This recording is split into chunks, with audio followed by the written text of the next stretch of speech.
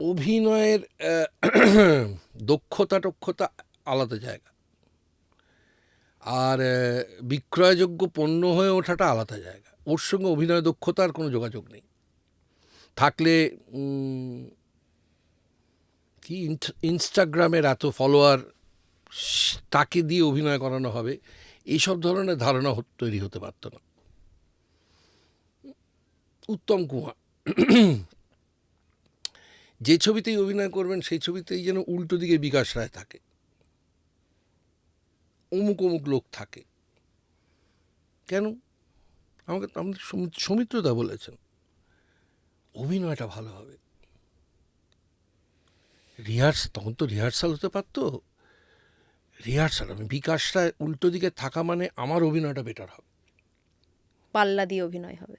পাল্লা না, অভিনয়টা বেটার হবে। অভিনয়টা তো একটা দেওয়া নেওয়ার জায়গা। দেওয়া নেওয়া মানে হচ্ছে মানে আপনি বিরাট বড় অভিনেতা হতে পারেন, অভিনেত্রী হতে পারেন, কিন্তু উল্টো দিকে যদি গরুর মতন চোখ নিয়ে কেউ দাঁড়িয়ে থাকে আর গাধার মতন গলার স্বর নিয়ে দাঁড়িয়ে থাকে, এবং রাজনৈতিক দেশভক্তের মতো মাথা নিয়ে কেউ যদি দাঁড়িয়ে থাকে,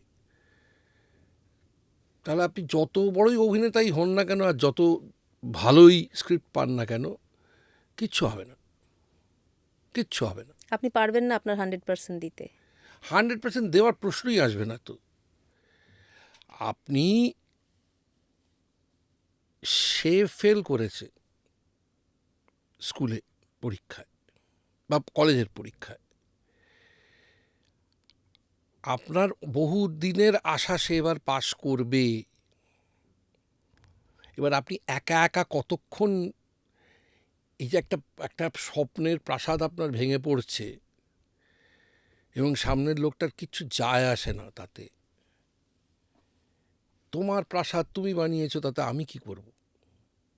এইটা যতক্ষণ না, এটাই নাটকটা। তো সেই সংঘাতটা যতক্ষণ না তৈরি হচ্ছে ততক্ষণ আপনি কি করে কি করবেন?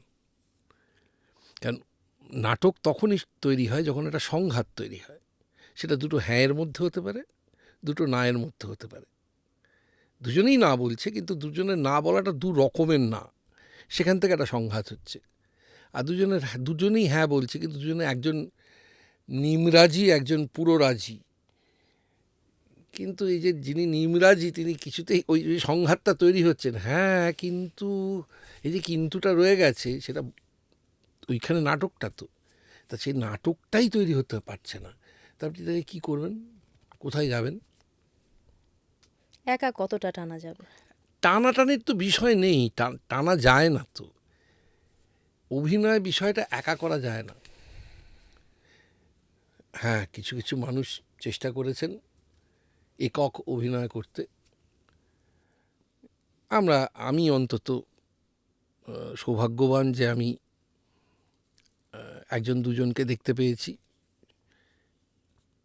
যারা অন্যদের, একা অভিনয় করছেন বটে, কিন্তু অন্যদের উপস্থিতিটা এত স্পষ্ট করে দেখাতে পেরেছেন যে অন্য চরিত্রটা ওখানে দাঁড়িয়ে রয়েছে, সে এটা বলছে, এটা করছে, এটা এত ভালোভাবে দেখাতে পেরেছে।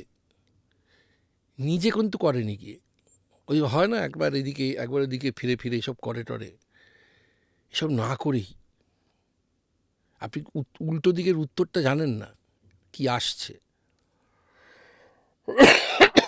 ভিলেন্স অফ শেক্সপিয়ার বলে একটা পিস, মানে পারফরমেন্স,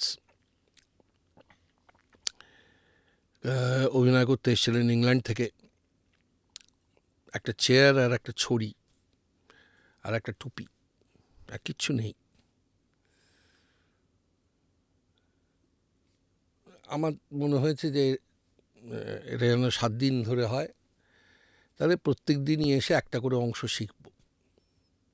কিন্তু সেটা তো সম্ভব হয়নি। কিংবা পৃথিবীর অন্যতম শ্রেষ্ঠ অভিনেতা মানে মার্টিন ভুটকে যখন রবীন্দ্রসদনে এসে আর্তুরো উই অভিনয় করেন, তখন তো ঈশ্বর দর্শনটা হয়। মানে যিনি জেনারেট করেন, G for generator, O for observer, D for destroyer, সেই জন্য গড অ্যাক্রোনিমে। যিনি সৃষ্টি করেন, সেটাকে সংরক্ষণ করেন এবং তারপর সেটাকে ভেঙে দিয়ে চলে যান, সেই সংরক্ষিত অংশটাই যেটা তিনি সৃষ্টি করেছিলেন এক্ষুনি মঞ্চে দাঁড়িয়ে, তবে যেটা সংরক্ষণ করে এলেন গোটা পাঁচটা না 6টা সিন ধরে, সেইটাই নবমতম সিনে গিয়ে ভেঙে দিয়ে বেরিয়ে আবার একটা নতুন সৃষ্টিতে চলে গেলেন। ঈশ্বর এরা। তো বহু কথা আছে, বহু শব্দ আছে যেগুলো নিয়ে আলোচনা করতে বসলে অনেক অভিনেতারা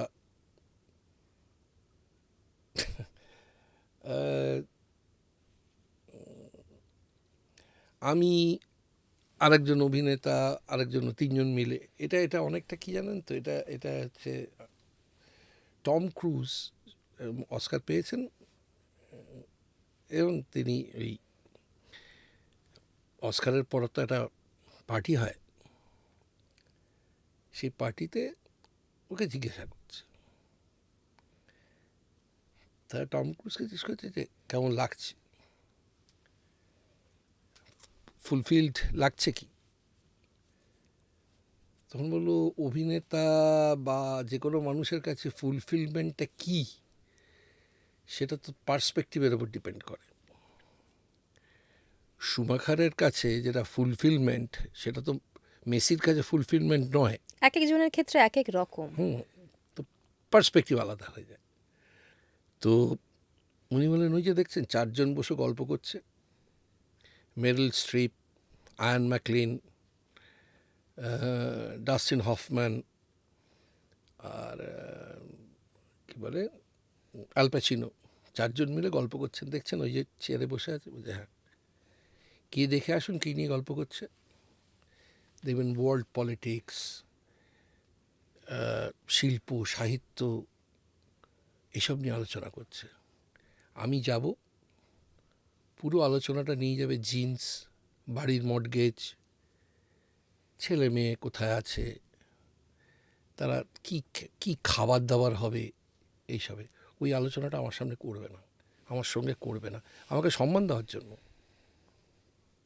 আমি অস্কার পেয়েছি, সম্মান দেওয়ার জন্যই কিন্তু আমার সঙ্গে করবেন না এই Meryl Streep, Ian McKellen, Dustin Hoffman, Al Pacino, এরা করবেন না আমাকে সম্মান দেওয়ার জন্য। কিন্তু আপনি আমাকে বলুন তো, এটা কি খুব সম্মানযোগ্য ব্যাপার হলো? এটি যখন টম ক্রুজ রিয়েলাইজ করে বলেন, এবার আমাকে বলুন এই রিয়েলাইজেশনটা তো হতে হবে। আমাদের এখানে বেশিরভাগ অভিনেতারা ফাটিয়ে দেয়, চুলটা ঠিক আছে কিনা, পোশাকটা ঠিক আছে কিনা। আমি খুব কম ছেলে মেয়ের মধ্যে বলতে শুনেছি যে চরিত্রটা ঠিক আছে।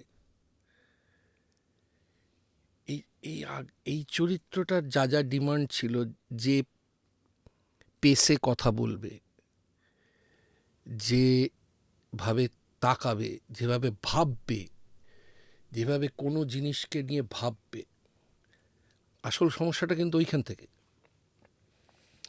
আপনার বড় হওয়া, আপনার রুচি, আপনার সাংস্কৃতিক পরিচয় ইত্যাদি ইত্যাদি মিলিয়ে আপনি একটা জিনিসকে দেখেন এবং ব্যাখ্যা করেন। এটা এক একজনের একদমই আলাদা আলাদা হয়। দেখেন এবং ব্যাখ্যা করেন।